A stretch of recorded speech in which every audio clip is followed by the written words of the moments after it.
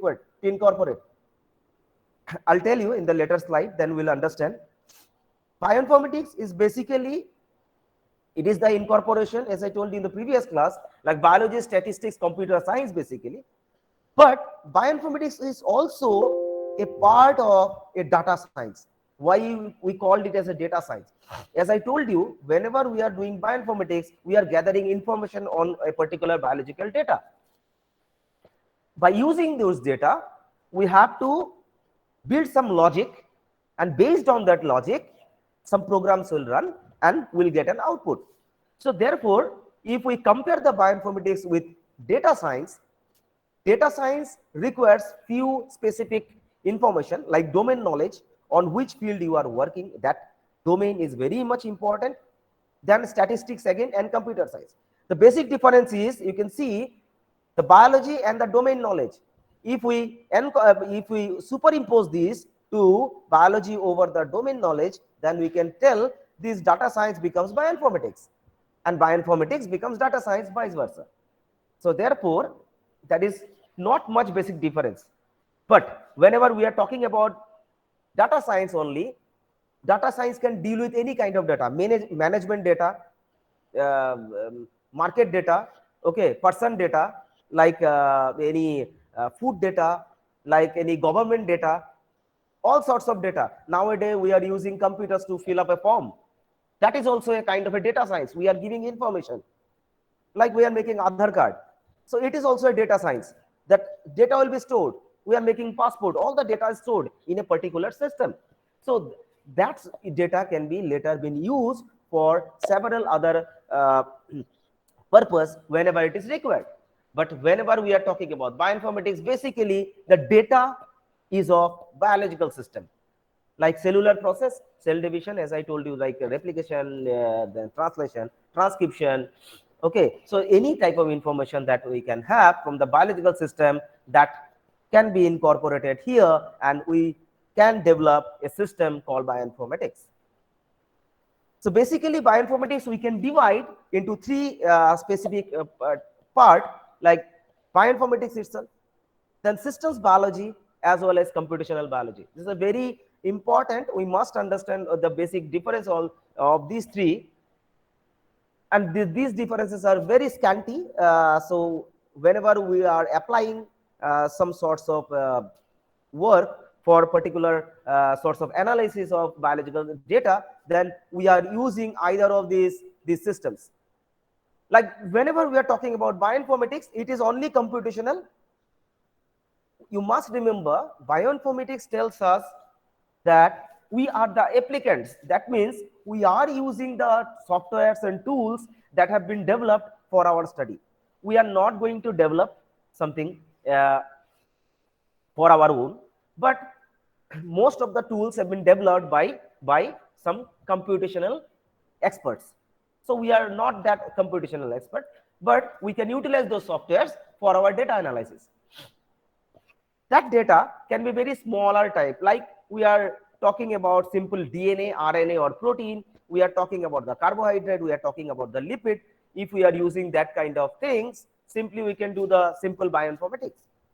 But whenever this systems biology terms comes from this bioinformatics, it is a very big thing. As because systems biology tells us about the whole environment, whole system. Whole system is, for example, I'm talking about the whole cell, entire cell. Entire cell is a system. Within the system, there are several processes going on. Like nucleus is there, like cytoplasm is there. From the nucleus, several things like macromolecules are coming out. Then there are ion channels.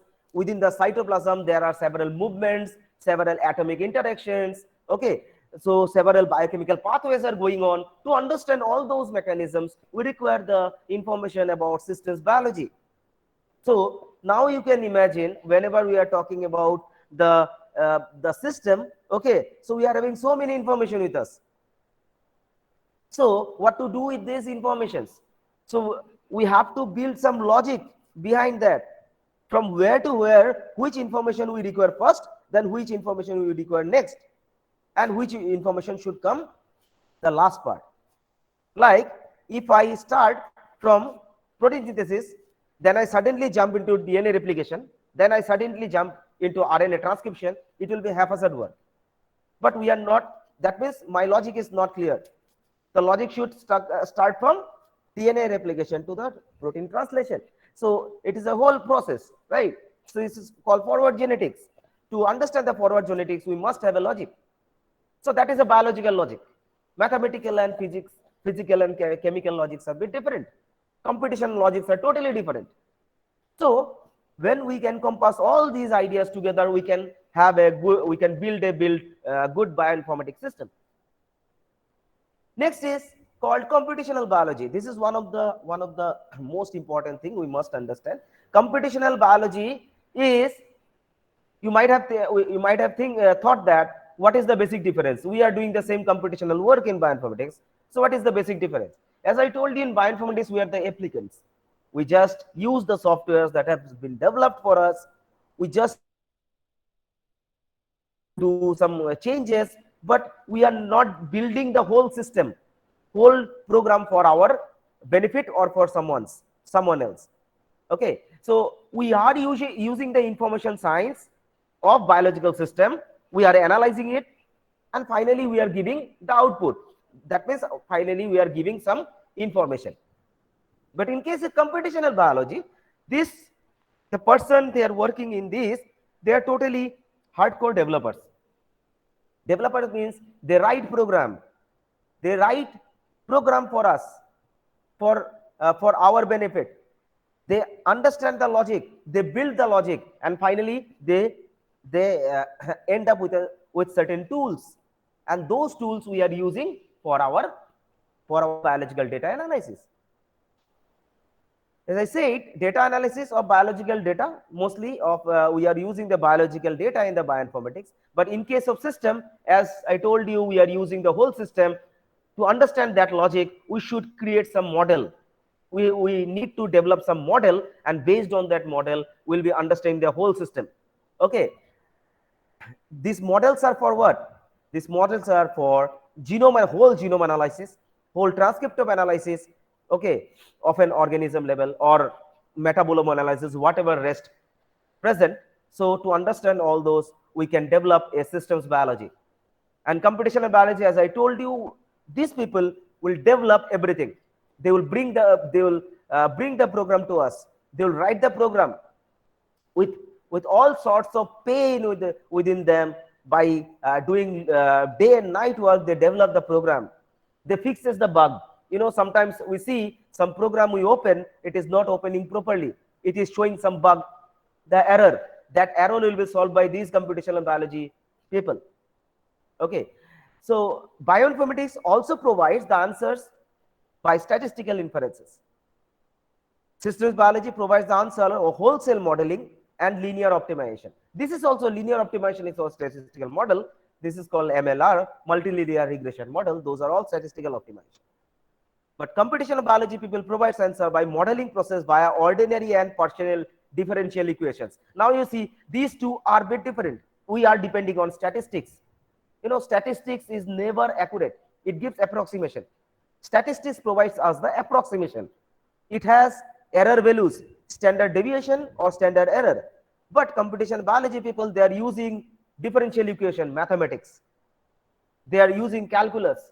Okay, so different types, sorts of idea they develop by the process of this computational analysis for this biological data. Okay, they are developing some tools. They are giving all sorts of information to us, and based on that, we are working. We are just taking our data. We are analyzing simply, and finally, we'll tell based on the statistical inference.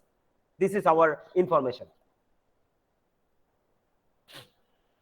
So in silico areas or bioinformatics, if you can see, so it is basically have few structure like homology modeling, comparative homology modeling. This is very important, as because whenever we are talking about some protein or some like a macromolecular structure, we must understand the proper fold of that particular macromolecule in a three-dimensional space.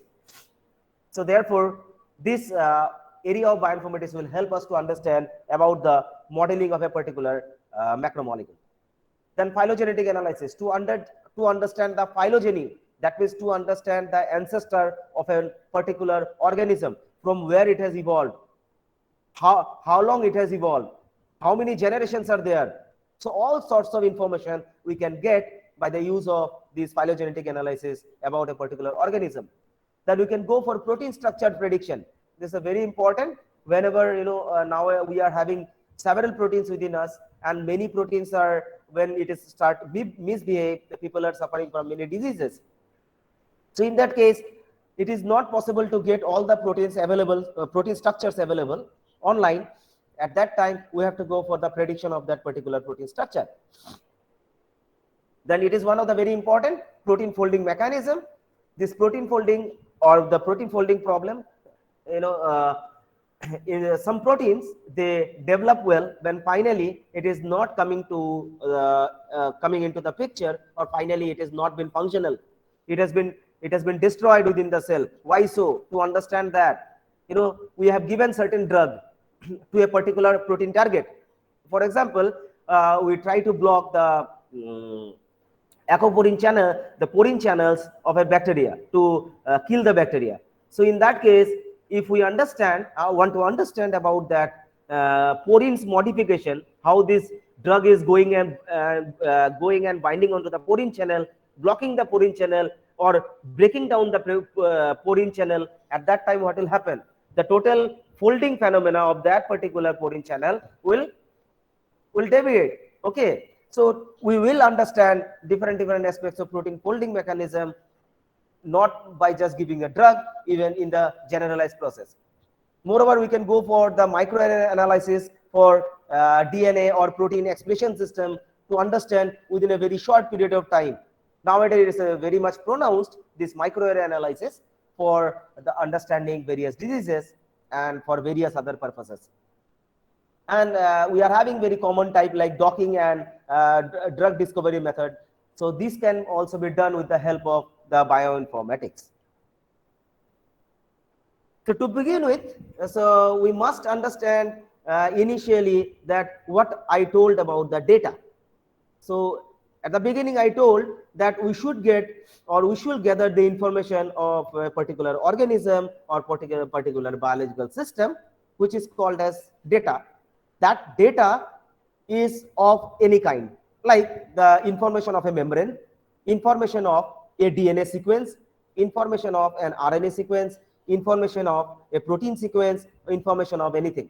Whenever we are having that kind of information, for example, sequence, okay, DNA or protein sequence, what to do with that sequences? After doing sequencing from a sequencer machine, we have that sequence, like it is a linear arrangement of the moieties like A, T, G, C in case of DNA, and in case of protein, the amino acid residues. So what to do with these data? So these data should be kept at some place which can be further been accessed by any person for their own use. Like for example, we have extracted a DNA sample from a particular bacteria, or from a particular plant, or from any eukaryote. Now we are having a sequence with us. Now what to do with that sequence? We have to store that sequence in a particular place. In a layman's term, whenever you store that sequence information in a particular place, that place is called a database. Why? Moreover, this database should be publicly accessible. Publicly accessible. That means anyone can utilize that particular data whenever they are required for their research work. That is most important. So therefore, in order to get that kind of facility, biological databases has been developed. So there are few classification of this biological database. So first one is, we can see a structural database. So structural database, it contains the information of the protein three-dimensional structure. There are few specific databases like Protein Data Bank, SCOP, CATH. Then we are having sequence database of biological information, either of protein sequence or nucleic acid. In case of protein sequence, there are few basic databases like Swissprot, PIR, TREMBL, ProCite, and PFAM. In case of nucleic acid, we are having GenBank, DDBJ, and EMBL. These three databases are continuously 24/7. They are communicated to each other. Whenever you deposit a data into this GenBank, automatically DDBJ and EMBL will get that information. So they are working in a consortia. So throughout the world, this information will be available. This information will be available with the permission of this database. With the permission of this database. Now there are a few other specialized databases available. Those are called as Relibase, Rebase, GPCRDB. So there are several other human genome database, several other databases available, maybe 1,000 or more than that we are having in the internet. So therefore, the utilization of the internet in a proper way is very important. That for that sort of work also we require a particular logic. Logic means whether when I'm working on a particular sequence, what should be my first approach? The approaches should be very much clear, crystal clear. When it is clear to us, then simply we can analyze a particular analyze from a particular biological database. Now here I have a incorporated figure. This is a very common to you. This is NCBI, National Center for Biotechnology Information. This is actually the web page for GenBank. This is the most basic type of primary database that is available on the internet. This has been developed by government of USA, and this is the first ever type of database that has been developed to store the information of the biological system. So there are several databases incorporated within this this NCBI, like protein, nucleotide, like DNA, like genome, like any kind of information that we can fetch from this database. So this database is simply called as GenBank database, but this is the front page of that particular NCBI page.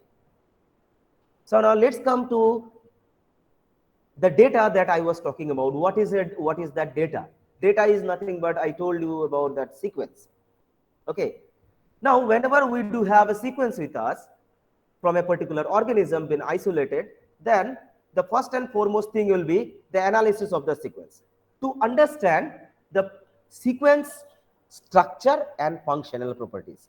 Like if particular pattern of sequence is present, like for example, you can see a pattern here of the sequence.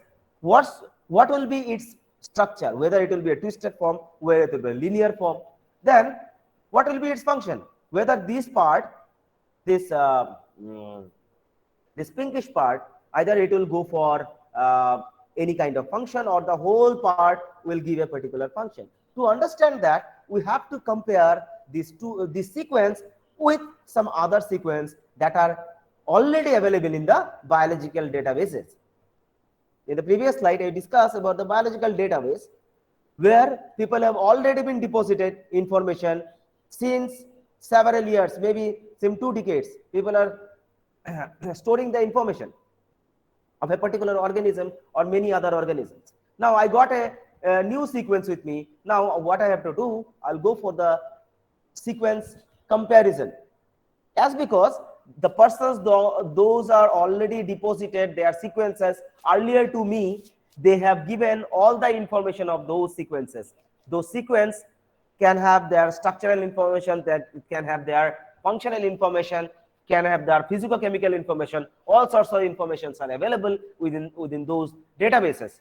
Now I have an unknown sequence with me. If I compare my sequence, if somehow fortunately I got some similarity of my sequence, the new sequence that I have extracted with the already known sequences that are present in the database, then I can tell my sequence can behave like a similar way with the sequences that are available in the database.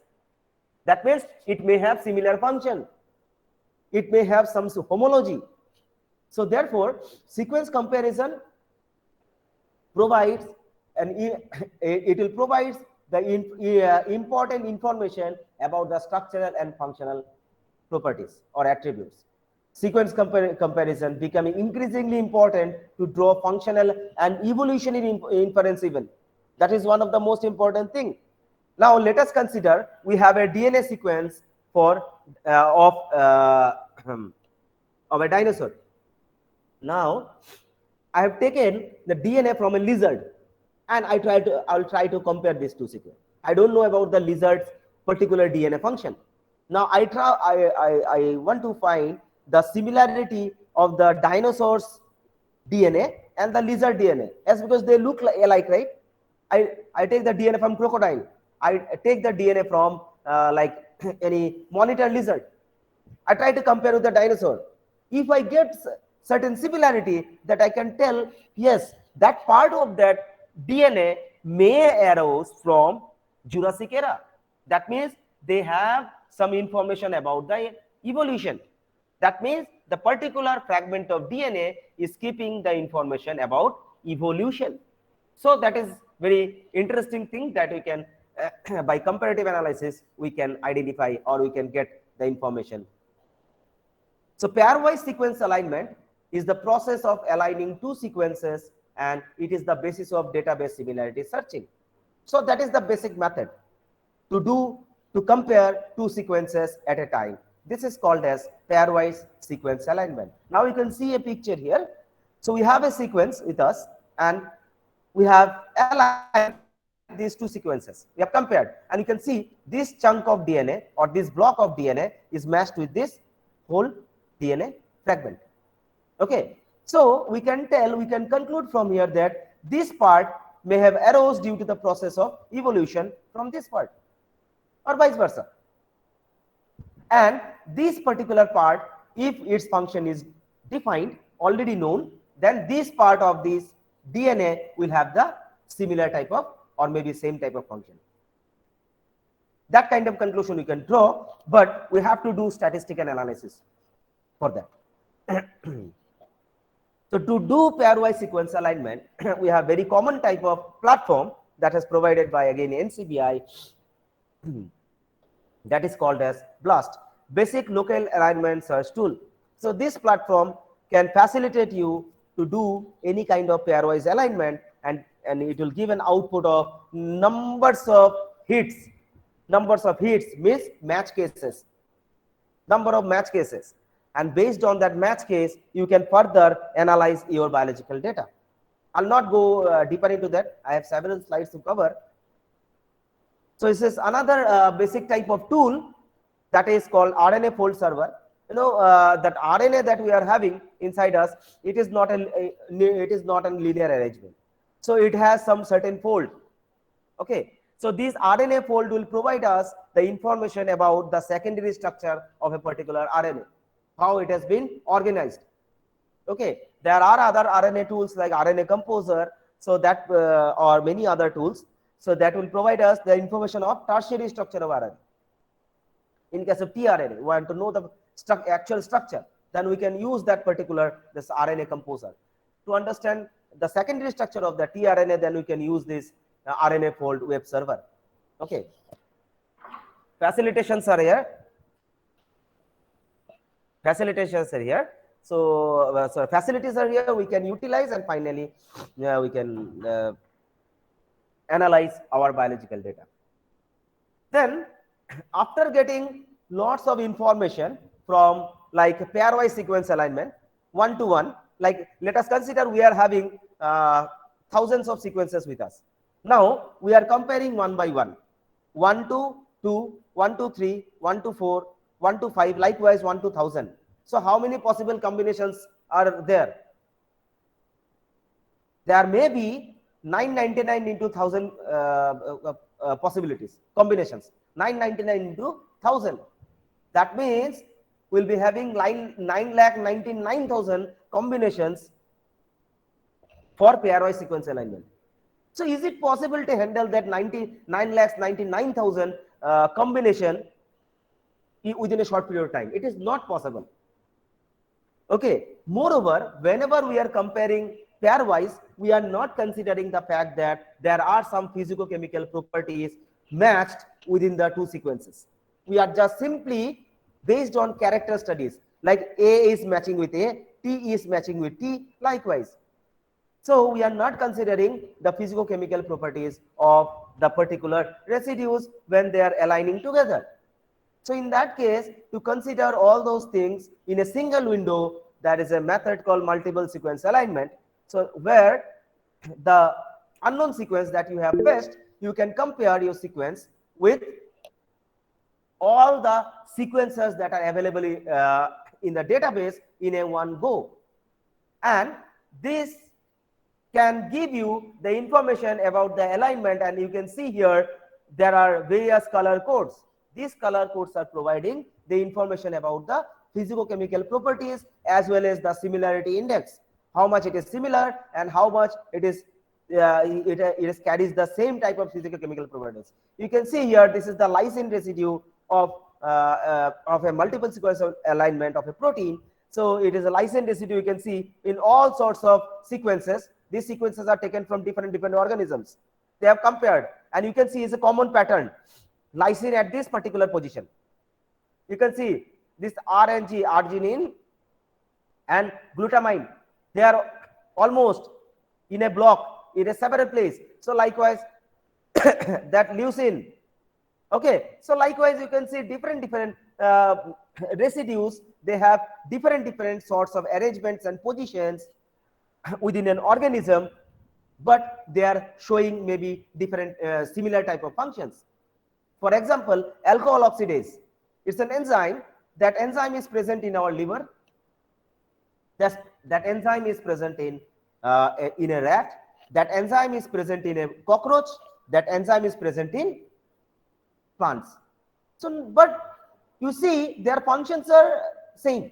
Like to ferment, what are the fermented products that we are having in our system, or to detoxify the fermented products, this alcohol oxidase, they usually beneficial in all sorts of organisms. But you can see the distribution.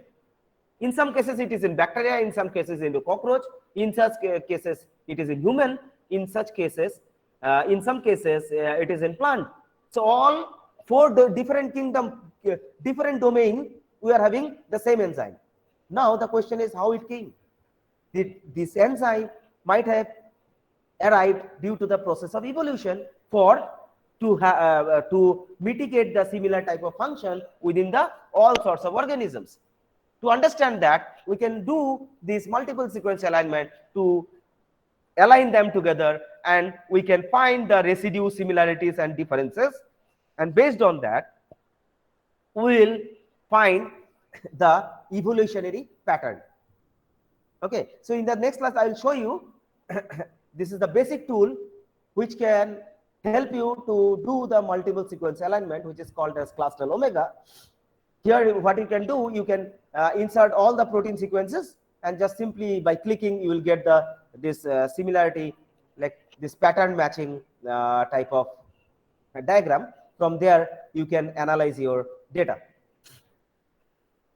Next is, whenever we are having these all sorts of multiple sequence alignment answers to us, okay, after doing multiple sequence alignment using Clustal, or there are other tools like Muscle, the Clustal W, then we are having Clustal X2, different tools are available. I've showed you only one for your reference. So after having the information with us, we can now draw the evolutionary pattern, how the organism have evolved. For example, if I consider this sequence, like it is a bovine serum albumin, and this albumin content of all the organisms like human, mouse, rat, chick, okay, like different organisms. Now I'm comparing, and I can see that bovine serum albumin and human serum albumin, they are almost quite similar. Can you see? Not quite similar, they are almost same at this particular pattern, at this particular step. From first residue to 76th residue, we can see the particular pattern is similar or same.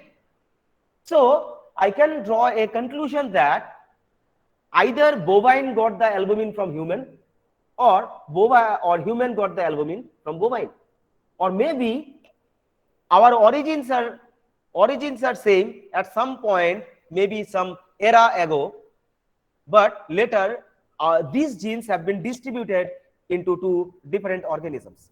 That might be due to speciation, that might be due to the geographical separation, or that might be due to the similar types of habit, food habit. Okay, so different things for different aspects, that kind of convergence may happen. Okay, having similar function, different organisms. So we can see these two differences from here, and you can see also this mouse also have some pattern. Now I want to compare this. I want to know from where this particular albumin protein came to human. If I want to draw a conclusion, then this phylogenetic tree will help me. So there are two types of phylogenetic tree that we are usually drawing. That is called rooted phylogenetic tree on the left side, on the right side unrooted. This rooted phylogenetic tree, you can see it is a trunk of the tree, and these are branches. And all these branches, they are having the organisms set. That branches are based on the evolutionary distances. Evolution distance means how many generations, or maybe how many mutations, or maybe how many variations occur.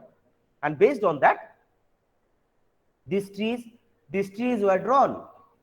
When the ancestor is known from where it came, so therefore this rooted tree can be drawn. If the ancestor is unknown from where it has came, that particular organism's evolution is not properly unknown, as because their data is not available. Like last 20 years data, that will not help me to make a particular rooted tree. I require last 200 years data. Okay, so for that, prehistoric data, to have that, if we'll have that, then we can go for the rooted tree analysis, or otherwise we can simply draw a unrooted tree. The next thing is, after the development of that phylogenetic tree and evolutionary model construction, next thing is that I have the sequence with me. I don't know its structure, as because it's very new to me, that sequence. For that kind of thing, we should have to follow a particular method called homology modeling. This is the most basic thing whenever the structure is not available. So for that, initially we have to compare the sequence of our unknown protein with the known proteins that are available. Available means not only their sequence, but also their structures are available. Whenever we got the information of that our sequence is matching with the known sequence of a particular protein whose structure is available, then I'll take that structure as a template. That means as a standard. Now I'll compare my sequence with that standard to get a three-dimensional pattern fold. So this kind of analysis is called as homology modeling. Based on the homology structure within the sequence, based on the physico-chemical homology, based on the character homology, we can draw a particular three-dimensional structure of a protein, and finally we'll get a unknown protein or predictive protein structure. Okay, so therefore this homology modeling will help us to understand that particular information of a three-dimensional structure of a protein. So this is the basic flow diagram, how this three-dimensional structure of protein is being generated. So in this, we are having initially a target sequence. That means we are having a sequence of an unknown protein. Then we can go for template identification. That means the known protein structure that is available in that database, which is having similarity with my protein that I have extracted, or your protein that you have extracted. So finally, we will go for the alignment first. In the first step, alignment. Then we will repeat that alignment several times, so that means we will get the best possible alignment score. Okay, so whenever we do alignment, we get a particular score on that. How much it is aligned? Maybe in some percentage, or maybe in some values. Then after the alignment score is received, then we will go for the structural alignment, secondary structural alignment, and multiple sequence alignment. After having the multiple sequence alignment, you can see the various physico-chemical properties are matched. Then we can go for the build model based on the template structure. That means We have a template available onto which we have to follow our sequence.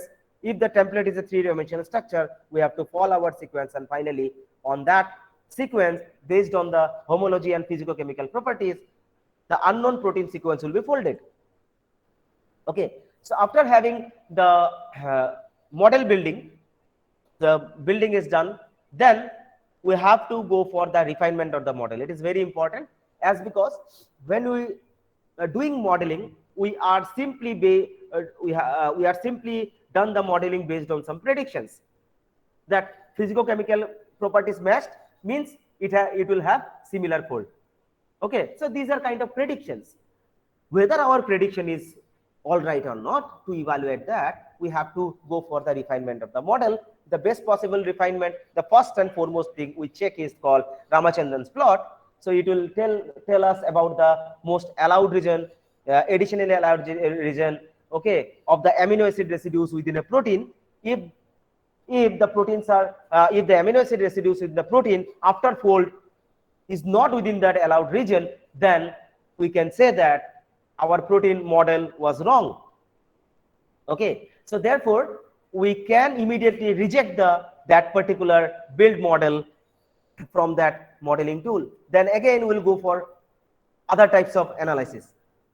We have to search for new template then, if that template is not working properly, onto which the model is done. Okay, then after the evaluation, we can get either a good or bad model.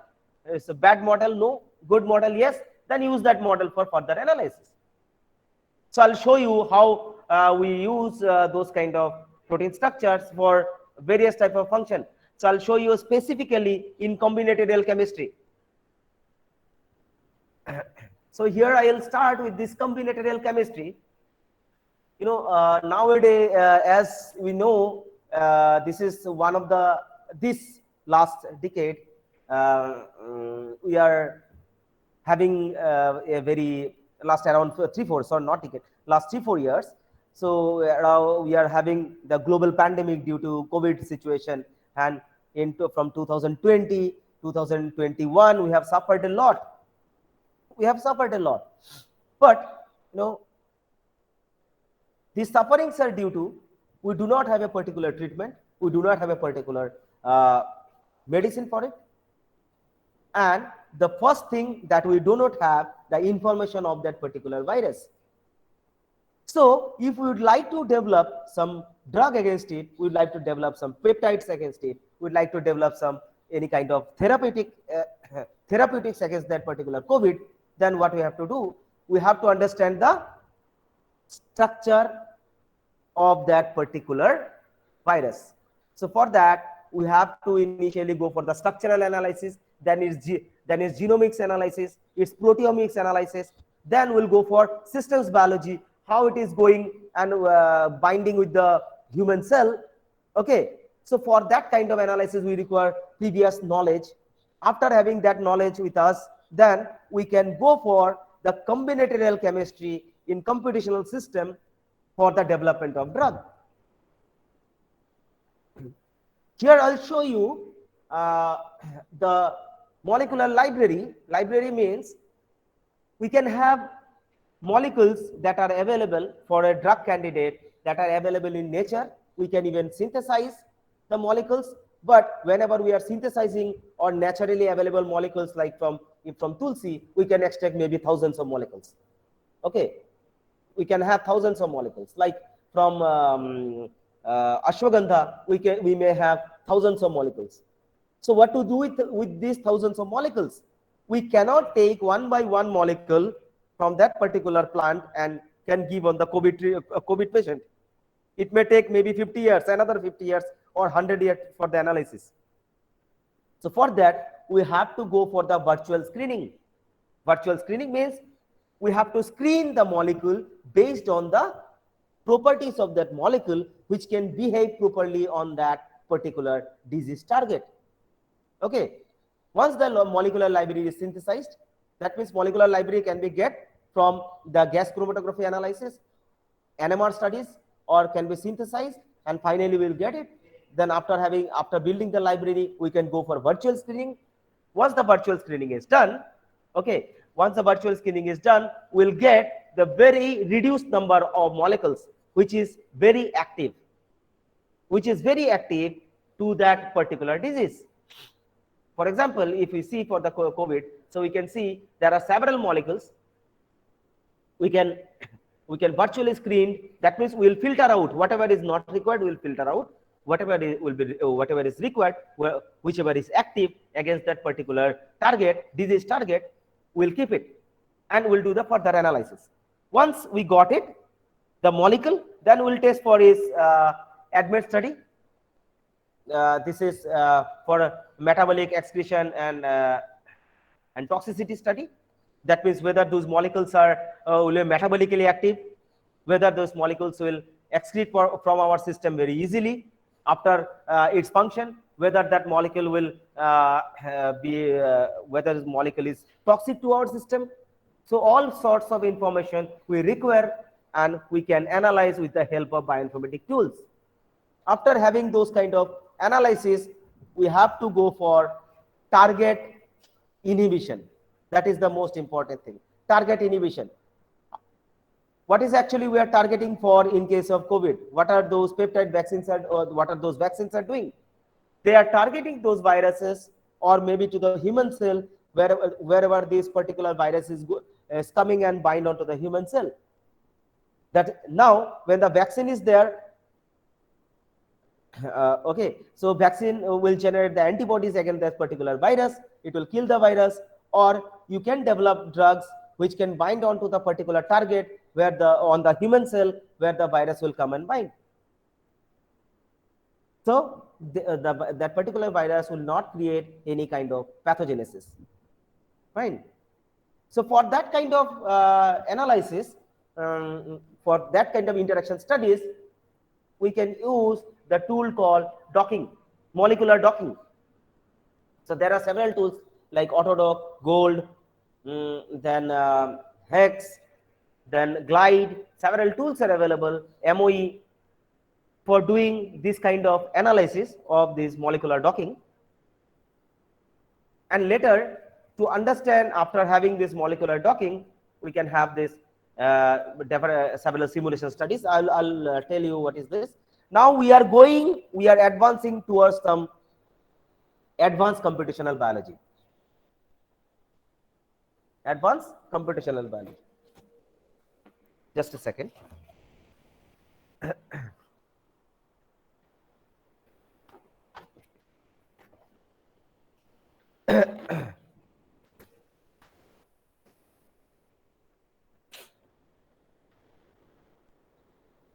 Sorry for the interruption. Just a second. I'm just.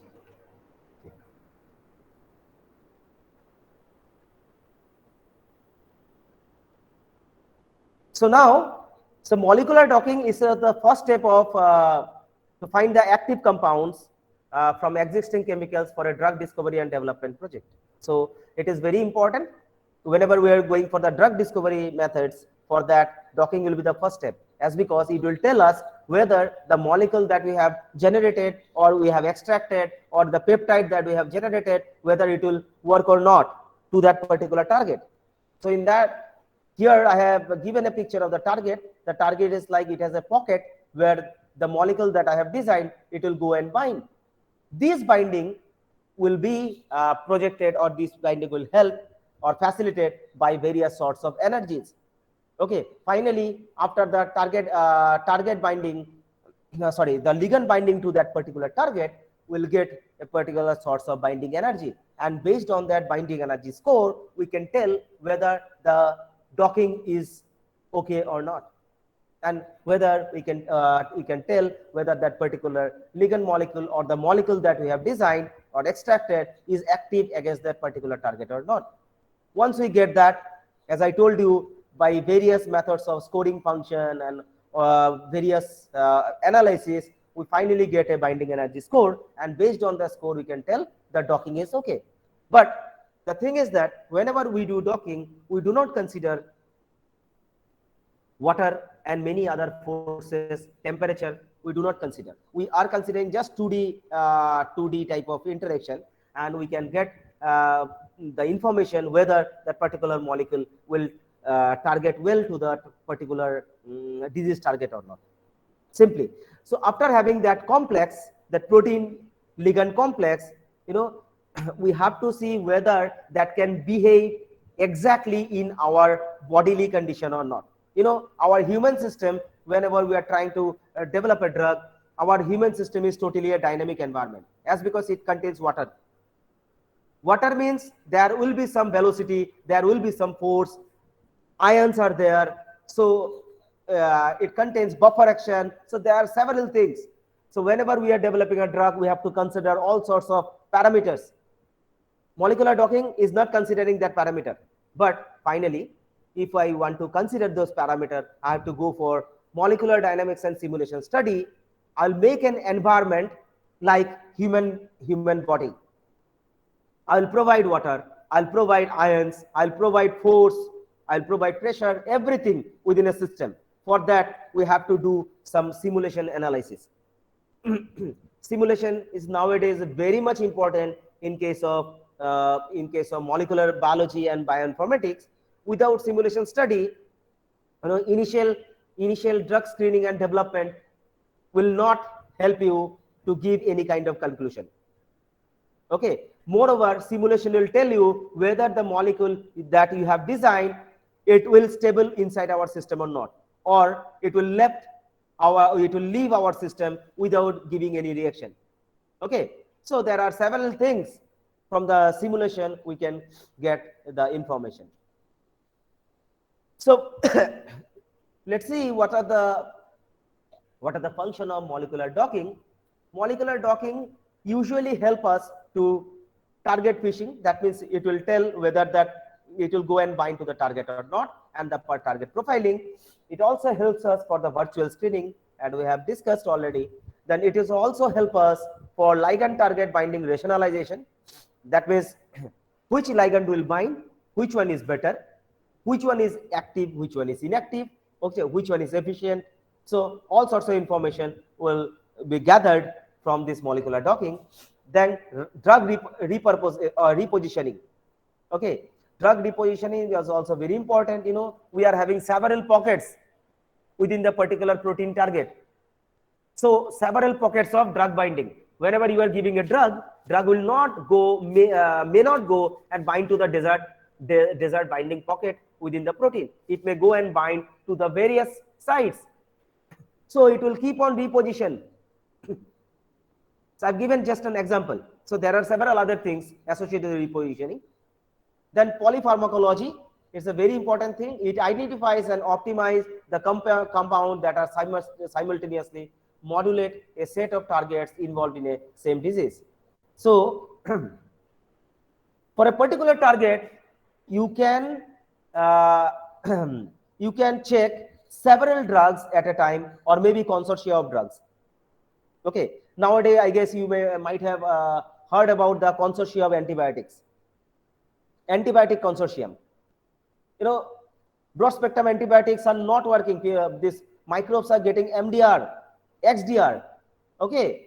So to avoid that, consortium of antibiotics are provided, but those kind of studies are going on. That is under the polypharmacological studies. Then this molecular docking will also help us the prediction of adverse drug reactions. How will it do that? It will give us the rationalization behind the active and inactive molecules. Already I have informed you. If it is not binding to any molecule, then it will tell those molecules that you have designed that can give some adverse effect. Why so? As because those drugs may go and deposit somewhere on their epithelial lining that may create some problem. As because that is not going, those molecules are not going and binding to that particular target. So therefore, that molecule either may be excreted out or maybe sit on our system. For example, like this one, aspirin. Aspirin, people are taking aspirin. People are taking aspirin for various purposes, like to avoid the blood clotting, like for headache. Okay, the adverse effect of aspirin is that aspirin finds the target, absorbs in our system just few percent, approximately 10 to 20%. Rest 80% of the aspirin, they sit on the lining of our stomach epithelium. And therefore, what happens when our stomach will start releasing the acid, it will initially target that aspirin to remove from the stomach. And the profuse acid release onto that particular site where the aspirin is located inside our stomach, that is the residual aspirin, that site will finally develop gastric ulcer. So therefore, aspirin is banned in US. In US, the US states all sorts of aspirin is banned to avoid that kind of situation. So docking will initially tell us about the basic idea of these things. Whenever we are having this basic idea with us, then finally we can move into the molecular dynamics to create a virtual environment and where that looks like our whole body. As because we are developing a drug, whether that drug will be stabilized or not, whether that drug will bind to that particular target or not, to understand that in a realistic environment, we should perform the MD simulation. So that's why the question here I raised is, why do we need MD simulation? As because, as I told you, doing all sorts of analysis from the beginning in the wet lab studies or in the experimental studies is very difficult. It is time consuming. Moreover, it is very costly. Okay. Moreover, you may lose accuracy. It requires manpower. To avoid those kind of things, we can create a virtual environment and we can do the simulation there within a particular computational system. And by doing so, you can give a conclusion that the drug molecule or any molecule that you are designed that has particular activity that may give some certain activity and which can be further be synthesized or can be extracted from a particular plant and finally can be given to that to the particular person suffering from particular disease. So these are the steps of molecular dynamics. Initially, we are having a target structure, then that is bound to a drug molecule. Then we are adding this target structure within water ions that are required for the system to run. Then finally, we require very good system computational power, high performance computing, and you will get finally some output data. And based on that data, we can conclude our information. That means we are also a informatics person. We are giving information to the scientific community that based on our information, you go ahead developing new things. Okay, so this is the box. You can see this is the boundary box. This is the virtual boundary box where we put water, ions, and the macromolecule you can see inside the protein. So now, what is the advantage of doing the simulation is, in case of docking, whenever we are doing the interaction studies, we are not considering another thing which is called as time. We are not considering time factor, which is very essential, as because we have taken a drug. If the drug is immediately excreted out from our system, then what will happen? That means the drug is not doing anything. We are buying that drug without just for wastage. Okay, it's a kind of a wastage. So to avoid that kind of thing, whether the drug molecule will sit onto the particular target to a particular target or a disease target, to understand that we should perform the molecular dynamics and simulation study for certain period of time, which is lacking in case of molecular docking. Molecular docking never consider time, never consider water, never consider the ions. Now they are considering, never consider water or never consider physicochemical properties. It's simply, as I told you, 2D system.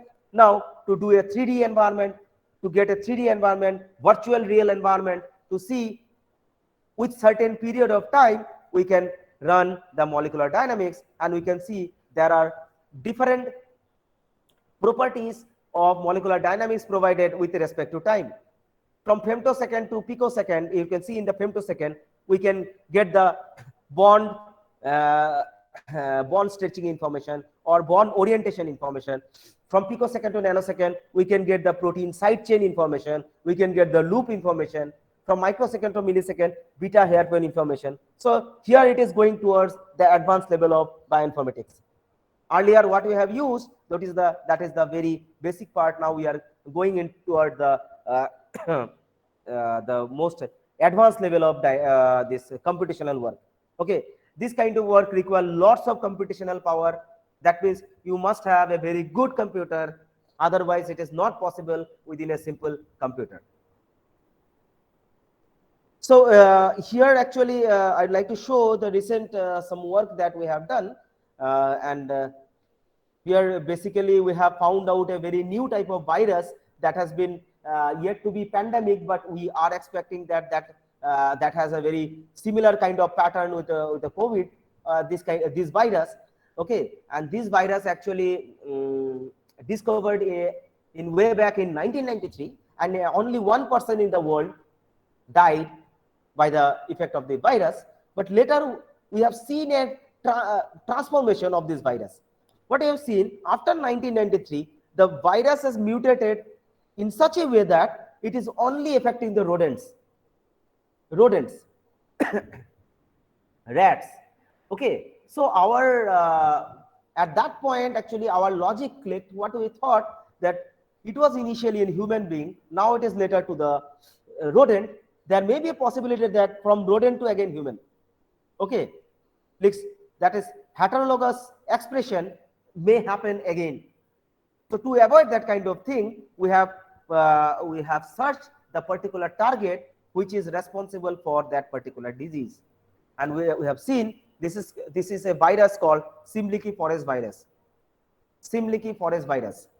Okay, this is very much prevalent in Europe, in rodents, and this virus is also a very common homology with Red River virus.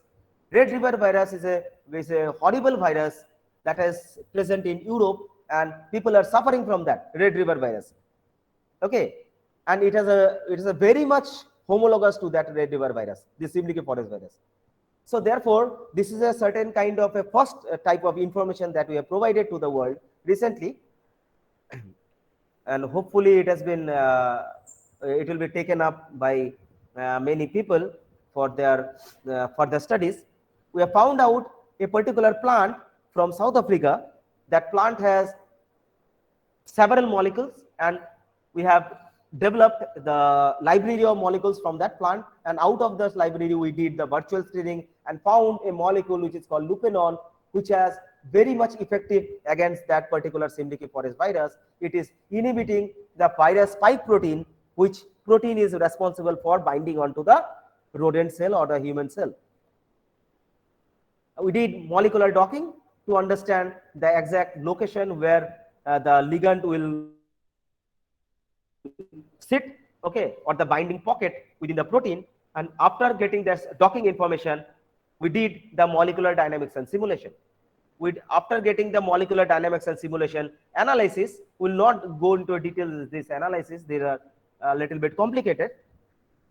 So after getting the information, we can see that the molecule is initially bound to that particular position at the 0th hour.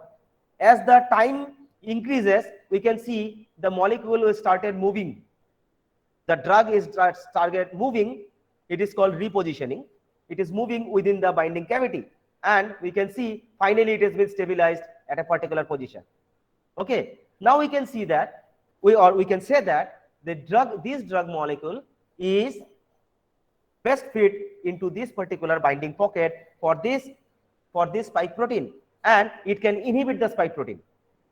Okay, so therefore what may happen that this spike protein will no longer be available to bind onto the human receptors or to the rodent receptors, and this virus cannot do infectious pathogenesis.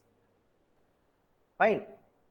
So after after having that kind of analysis, the next thing is that I was telling about that whether the molecule that bound onto that particular target will be stabilized or not. Okay, and in the second slide, I showed you about protein folding related problem. Here we did the protein folding analysis this Simlicky forest virus spike protein folding analysis after the drug molecule. And you can see without the drug molecule, the protein folding energy is much higher as compared to the drug molecule. The protein folding energy is very low. Whenever the total energy or the potential energy of the protein folding is low, that means it is a very good structure. It achieved the global minima. That means protein is folded well. That means the drug bound onto the protein very well, and finally the drug can sit onto the target for several period of time, and it may inhibit the protein molecule. Okay. So there are few other studies like solvent accessible surface area, so that we do this kind of experiment to see whether the ligand or the molecule that we have designed that will reside within the binding pocket of the protein for a certain period of time or not, and whether it will reside properly or not. You can see on the red line is without the drug molecule, the protein structure, and we can see after a certain period of time, this is the surface area is very high. Why this surface area is very high? The binding pocket surface area is very high, as because water molecule is there inside. Now what happened? By replacing the water molecule, the drug molecule went inside and bound. It has replaced the water or displaced the water, and due to which what happened? You can see the black line. The drug molecule create a very compact structure with the protein molecule, and therefore it gives a stability to the protein molecule. So you can see here, this is a beautiful picture of the drug molecule here, and finally it has achieved a particular orientation where the drug molecule properly bind onto the binding pocket.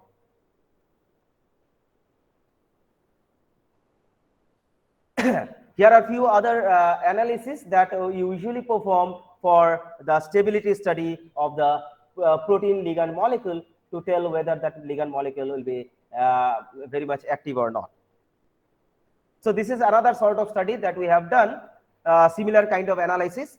So I'll not go into the detail due to the time constraint. We have done several pharmacological studies, everything done on like computational analysis, like various water solubility, intestinal absorption, total clearance, toxicity study. We have done also the QSAR modeling, like quantity, structure, activity, relationship modeling. Why is it required? As because whenever we are designing a drug molecule that should whether properly behave to our system or not, to understand that not only just by talking and dynamics, we also require some model building. Based on that model, we can tell that drug molecule will work properly in our system.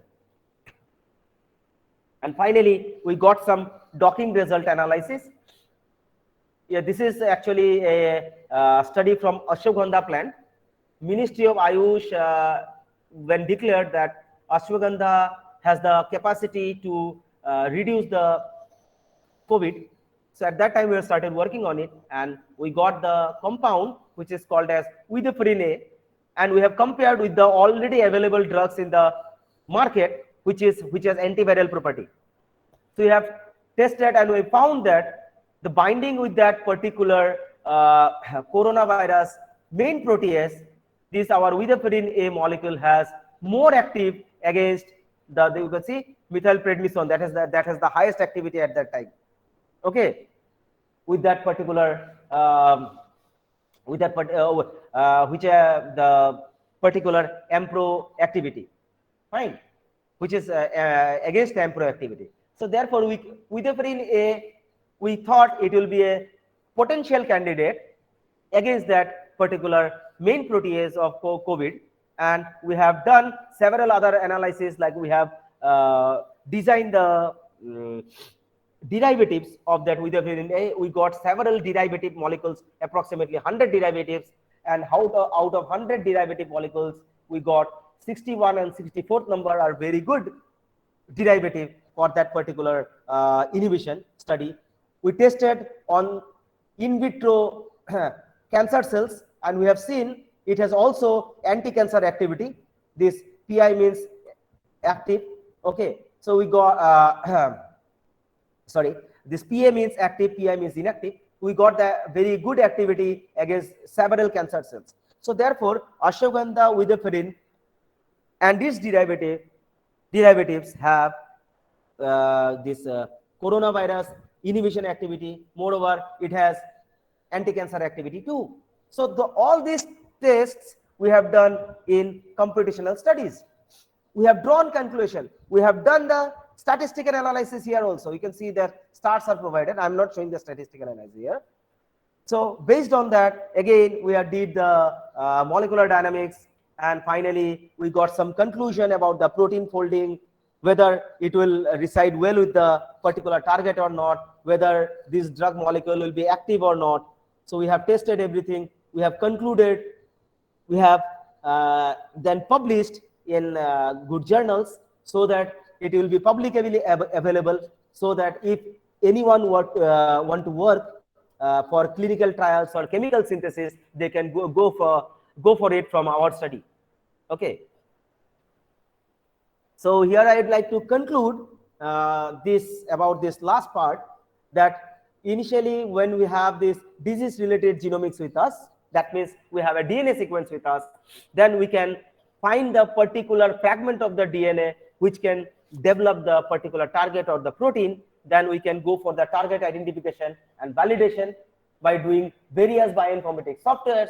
Then we can go for the drug discovery, we can go for lead identification or the molecule identification, their optimization using again several tools, as I already mentioned previously. And finally, we are stopping here. We are stopping here. Lead discovery, optimization, all these analysis we are giving to the for the preclinical trials. Preclinical trials, like here it is written, but we can do some in silico preclinical trials also about their pharmacokinetics and dynamic properties. Once it has been done, when it has been totally fulfilled, we can give all sorts of data to the clinical person, those who can go for further analysis in the clinical trial. So after this clinical trial analysis, there may be a possibility that few molecules may act as a very good drug molecule, but most of the molecules, out of 100%, we can say around 1% or 2% molecules are coming into the market. So now, if we are having like lakhs of molecules with us, let us consider we are having lakhs of molecules with us, and now we are trying to find all sorts of information from it. It will take maybe 100 years, and for us it is not possible to wait. So this computational power